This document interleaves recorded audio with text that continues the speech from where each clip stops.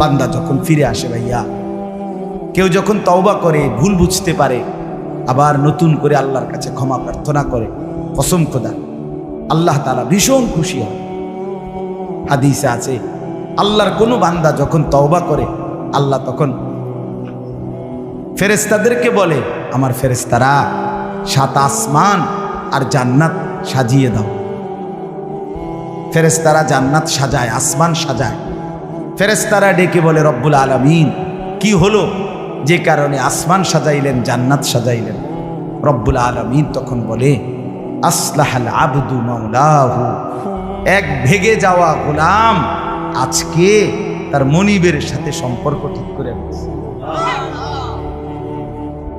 আল্লাহ আল্লাহ বলে, আমার এক গোলাম আমার থেকে ভাইগে গেছিল রে, অনেকদিন ওই আমারে সেজদা দেয় নাই, আজকে দিছে। অনেকদিন সে আমারে ডাকে নাই, আমি খুব কষ্ট পাচ্ছিলাম। আমার বান্দা আমার হাতে গড়া, আমার দেওয়া নাক, চোখ, কান, আমার দেওয়া জবান, আমার দেওয়া জিহ্বা, আমার গড়া বান্দা আমারে ভুলে আমার থেকে ছুটে গেছে। আজ আমার সেই ভেগে যাওয়া বান্দা আমার কাছে ফিরে আসছে।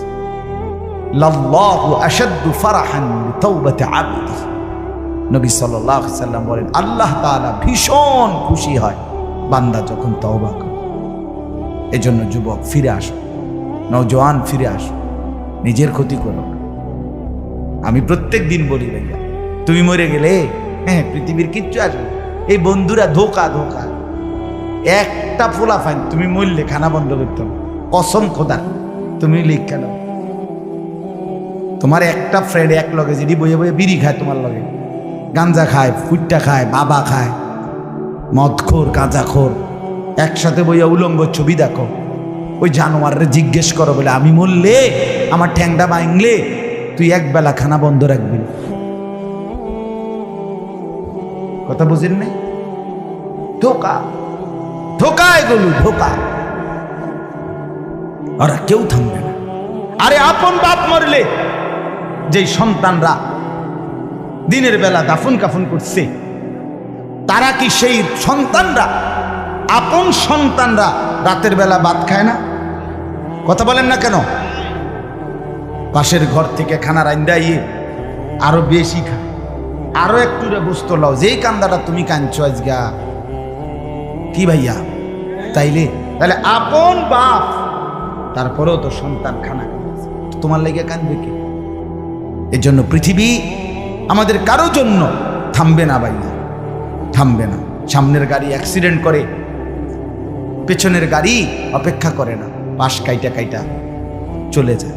জ্যাম বাজ্যা গেলে আরো শিক্ষার শুরু করে, আরে লোক মরে গেছে, আরে মরলে মরুক বেটা, রাস্তা ক্লিয়ার করতে কও। ঠিক কিনা বলেন না কেন? ধরে বেটা বেটা কেডা মরছে না মরছে বেটা, এর লেগে বুঝি মানুষের রাস্তা আটকায় রেখে, মানে এই যুক্তি দেখা। তাহলে কেডা মরছে না মরছে মানে তোর মতো এক মানুষ মরছে। ঠিক কিনা বলেন না? তোর মতো এক সুস্থ সবল মানুষ মরছে বেটা, যে একটু আগে হাত নাড়তো, পা নাড়তো, সেই মানুষটা এখন রক্তে ভাসতেছে বেটা। পাত্তাও নাই, কিসের সময় কাম, কার হাতে সময়? সবাই মেশিনের মতো, যন্ত্রের মতো দৌড়ে গেছে। রাস্তায় দেখেন না সিএনজি, অটো কি করে সবাই, কারো হাতে সময় নেই। ঠিক কিনা বলেন? কে কাকে ঠেলিয়া যাবে, কারো হাতে সময়, কে কার জন্য থামবে? এই জন্য তুমি নষ্ট হয়ে গেলে বন্ধু, কেউ তোমারে ফিরাবার নাই। তোমার জন্য ভাববে কেউ, ডাকবে কেউ, কাঁদবে কেউ নাই। আরে আপন মা বাপের তো খবর নাই এখন। আপন বাপ সাইয়া রইছে, দেখে তার ফুতে আজকে 6 বছর 9 বছর এক ওয়াক্ত নামাজ পড়ে না, এবড়া বয়ে বয়ে বিড়ি খায়, বন খায়, চা দিয়া ভিজাইয়া খায়। এবার মাইছ না সেইটার নামাজ পড়লে পড়ছে, না পড়লে রাতের ব্যাপার। বাবুরে টেহা দেওয়ানো দিছে, টাকা দিলে খালাস। যদি সুতে টাকা দেয় বাপের কোনো অসন্তুষ্টি নেই, আর যদি টাকা না দেয় এবড়ার গজবে আল্লাহর আরশ কাঁপে। ফুতের উপরে লানত দিতে দিতে, অভিশাপ দিতে দিতে শেষ। কারণ টাকা দেয় না, টাকা দেয় না, পুরা গ্রাম হাইটা হাইটা তখন মানুষের কাছে বদনাম। এই ফোলাগারে মানুষ করছি আমি, এই ফোলার লাগিয়া জীবন যৌবন শেষ করছি, 12 লাখ টাকা সুদে লইয়া তারে আমি নিজে বিদেশ পাঠাইছি। কত বড় নেয়ামতের কথা। বেশরম মানুষ সুদে টাকা লই আবার মানুষের দ্বারে কও এত বড় হারাম কইরে আবার কইতেছ, হ্যাঁ 12 লাখ টাকা দিয়ে ফোলা বিদেশ ফাড়াইছি আমি, কিস্তি লইছি আমি, সুদে লইছি আমি, আর অন ফোলা গাও একটা টাকা দেয় না। তার মানে সম্পর্কটা হয়ে গেছে এখন টাকা পয়সার ভিত্তি। আখেরাত কোথায়? আখেরাত কোথায়? আমার মা বলছিলেন, আজীবন আমার আব্বা বলতেন, আলহামদুলিল্লাহ আমার আব্বা, আমরা 5 ভাই মাদ্রাসায় পড়ছি, 5 ভাই আলেম হয়েছি। আব্বা আজীবন বলতেন, আমার স্বপ্ন আমার ছেলেরা 5 জন আলেম হবে, আমার কবরের পাশে চারদিকে আমার ছেলেরাই দাঁড়াবে। এই বছর আমরা ঈদের 2 দিন পরে বাবার কবরের সামনে মসজিদে গ্রামে মাহফিল করছি। আমি বয়ান করছি, আমার বড় ভাই বয়ান করছে, আমার ছোট ভাই বয়ান করছে, আমার আব্বার, আমরা 5 ভাই 3 বোন, আমাদের ছেলে মেয়ে মিলে, আর আমার মা বাইচা আছে, আমরা মোট 45 জন। আমার বাবার মা সহ, মা ছাড়া 44 জন, মা একজন 45, একের গুণা 45, আলহামদুলিল্লাহ। একেবারে 45 জনের ছোট বাচ্চাটাও, একবারে 2.5 বছরের বাচ্চাটাও আলহামদুলিল্লাহ আল্লাহর নাম বলতে পারে। 2.5 বছরের মেয়েটাও ওই মজলিসে গেছে, আমাদের সবচেয়ে ছোট, সেও মাথায় হিজাব ছিল, আল্লাহর নাম রাখছে। দাদা ভাইয়ার কবরে দাঁড়াইছে, নানার কবরে দাঁড়াইছে। এই জন্য বললাম মা বাপদেরকে অনুরোধ করি, সন্তানের প্রতি কদর করে, সবাই মিলে ফিকির করে, দেখেন আয়াতের তর্জমাটা শুনে, তাইলেই কথা শেষ। আল্লাহ তাআলা বলেন 25 নম্বর পারা কোরআনুল কারীমের 43 নম্বর সূরাটার, এই সূরার 7টা আয়াত, ব্যাখ্যা লাগবে না, শুধু তর্জমা শুনুন, তাইলেই বুঝবেন।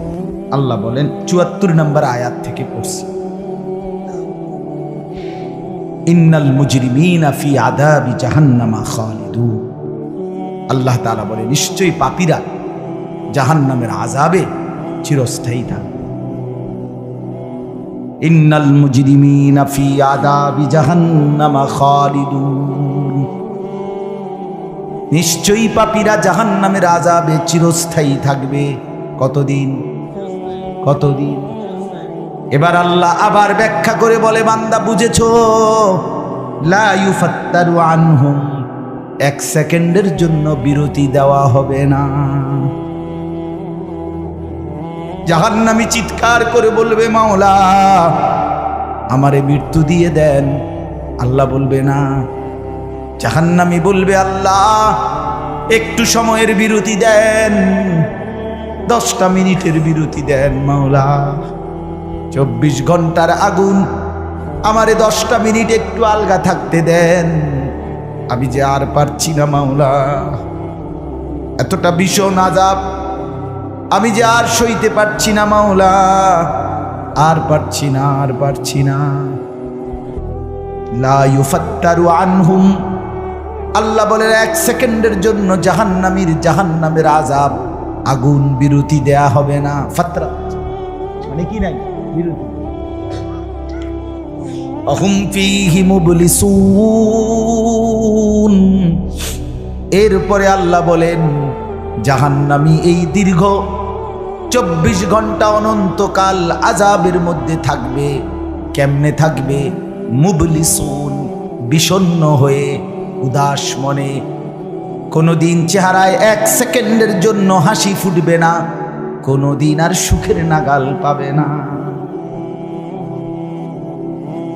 আজ তো বন্ধু রাত কেটে ভোর হয়, ভোর গিয়ে রাত হয়, অন্ধকার আলো হয়, আলো অন্ধকার হয়।